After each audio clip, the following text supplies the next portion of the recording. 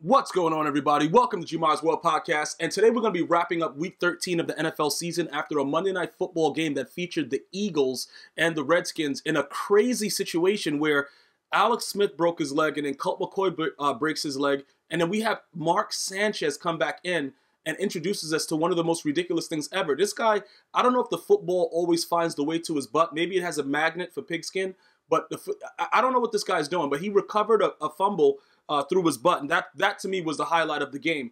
In all honesty, if Colt McCoy stays in this game, the Eagles probably don't win it, in my opinion. But all that being said, the Eagles are now 6-6, and they keep their playoff hopes alive. What we're going to talk about is some of the things that I think that's going to help the Eagles go forward, right? All right, Darren Sproles returns, and even though he's 33 years old and it looks like he's on his last legs, he was able to bring a little bit of spark. Golden Tate, Zach Ertz being, Carson Wentz's, or AKA Walker to and Wentz's, main target. I think he just broke the record for Brian Westbrook for most receptions. But I think that we need to talk about something else as far as Carson Wentz goes. The accuracy that I used to see, I'm not seeing as much now. So he's going to have to really work on that. Keep in mind that we got Throden Foles, a.k.a. Nick Foles, on the sideline that's waiting like a savage to get back in. Who do I think is the better quarterback? Carson Wentz. But, sometimes people, the Philly fans don't care. So with the rest of the games that they have left, and, they have to play the Giants. They have to play the Cowboys, I believe. Yeah, they have to play the Cowboys. And the Cowboys are riding really, really high. And I don't know how that's going to work out. You know what I'm saying, bro? Because they got to play the Cowboys, who just beat on the Saints like a redheaded stepchild. Like, it was really, really wild. And then the Eagles have to play the Rams and the Texans before wrapping up the season against the Redskins again. So they already played the Giants twice. So that was my mistake. This is the situation, though, right? We have to talk about the fact that it's not like I don't know exactly how it's going to work out because the Redskins are injury riddled. So them having all that pressure and doing all that stuff with a defense that we thought would be able to top everybody, they weren't really as impressive, weeks prior. Like they haven't really been doing what they're supposed to do in closing games out and winning games in general. So I have to see exactly what's going on with that. But a lot of it is going to have to do with the showdown with Dallas because, Dallas Cowboy fans, if you ask them, they're like, yo, listen, we winning it all. So they're their usual psychopathic selves. And we have to understand, the NFC East, nobody's really worried about the Giants. Even with the upset of the Bears, we're not really worried about that. The Redskins can still possibly make some noise, but I'm not sure how they're going to play against Jacksonville, in Tennessee before their rematch with the Eagles. You know what I'm saying? Because Jacksonville, it's a very, very wild thing with Jacksonville because they just won a game 6-0 or some weirdness like that. Like, they can't score, but their defense could come out and just make your life a living hell anytime. Bro, any day of the week, that can happen. So, with that being said, I don't know how it'll work out for both of these teams. I do think that the Cowboys, however, the ball is in the Cowboys' court. If they're able to somehow figure out how to get this situation under control, the Cowboys can absolutely win the NFC East and, pretty much get their home playoff game. Now, as far as like I said, I was talking about the Eagles and their chances, right? With everything that's going on with the Eagles right now, Golden Tate, he adds a different dimension.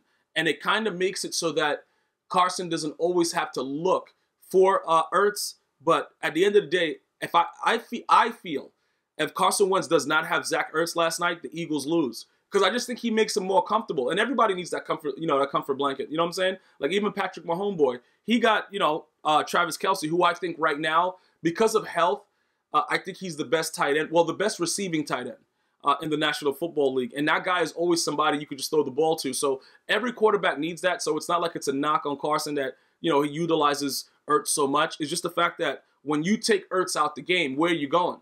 And that's where Golden Tate's going to come in. As far as Darren Sproles, it was good to see him back, but we all know this is probably his last year. The Eagle fans are probably just hoping that he can make it through the year because he does add a different dimension to their offense. He really does. And I remember him being with the Chargers also because he's so small. He's a great receiving back, and he can make some moves and get you some yards when you really need it. That's going to absolutely be something that the Eagles could rely upon going forward. So they have it's a chance. I just don't know if it's enough to ultimately repeat. Because if you talk to an Eagles fan, they're like, yeah, bro, we finna do this. Like, bro, no, you're not. You know what I'm saying, bro? Like, no, you're not. You got to stop this. Like, even if you think that you're going to be able to do it, you got to be able to explain it.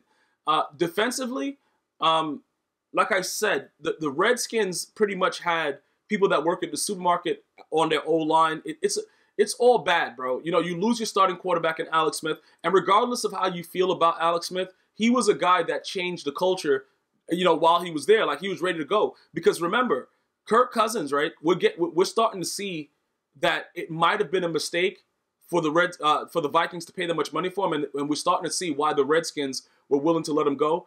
Alex Smith was able to be a little bit more reliable and more clutch in certain situations while he was there. Because remember, everybody was very, very like stunned with the way that everything started off with the NFC East, with the Redskins just being that they were number one for a little bit. So remember that before everybody starts downplaying him and calling him a game manager and all, check down Alex, as Skip Bayless likes to say. He was able to do some things to keep that team rolling. Now it's like, you know what I'm saying, Colt McCoy, like, if you want to get a broken leg, go play for the Redskins. Like, that's pretty much what their selling point is. So I don't know if that's going to come back to bite them. But again, now with Mark Sanchez there, all right, Mark Sanchez is a guy that you don't really know what you're going to get.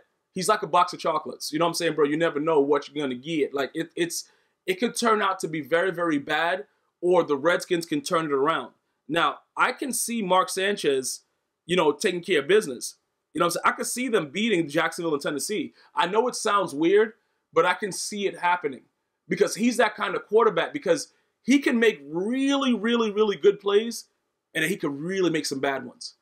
You know what I'm saying? So depending on what you get from him, the Redskins are not out of it yet by any stretch of the imagination. And keep in mind, just so that we're on the same page, if somehow, some way the Cowboys are able to beat the Eagles, they're pretty much, listen, bro, it's bad. So don't, just because you're a Redskin fan or you're an Eagles fan or you're a Cowboys fan, always assess that this division is really, really wacky.